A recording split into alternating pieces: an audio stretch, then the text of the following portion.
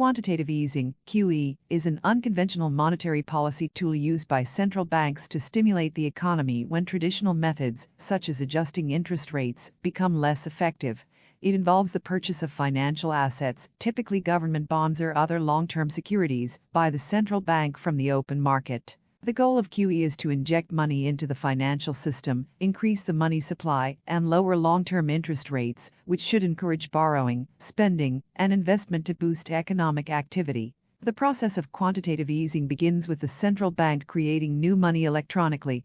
This newly created money is then used to buy government bonds or other assets from banks and financial institutions.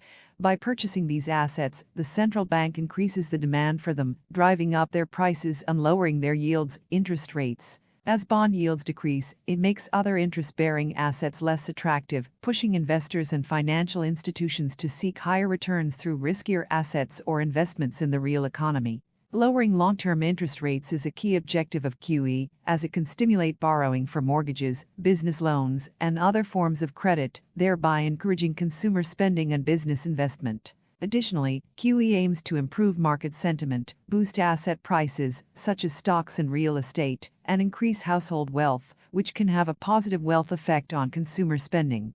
Quantitative easing is often implemented during times of economic distress, such as a severe recession or a financial crisis, when standard monetary policy measures like reducing the benchmark interest rate are insufficient to spur economic growth. By providing additional liquidity to financial markets and easing borrowing conditions, QE can help prevent deflation, support employment, and promote economic recovery. However, QE also carries risks and limitations.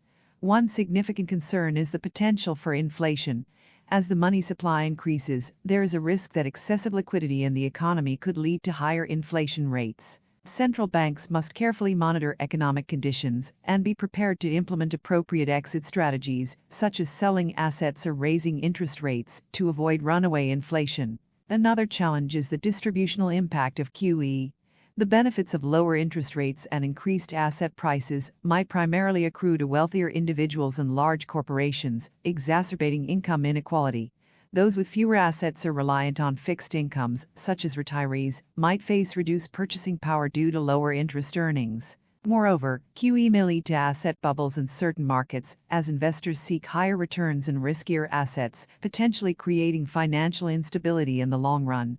Central banks need to strike a delicate balance between supporting economic growth and managing the potential side effects of their policies. In conclusion, quantitative easing is a non-traditional monetary policy tool used by central banks to stimulate economic growth and counter deflationary pressures during times of economic distress. By injecting money into the financial system and reducing long-term interest rates, QE aims to boost borrowing, spending, and investment. However, it comes with risks, including the potential for inflation, exacerbation of income inequality, and the formation of asset bubbles, necessitating careful management and planning by central banks.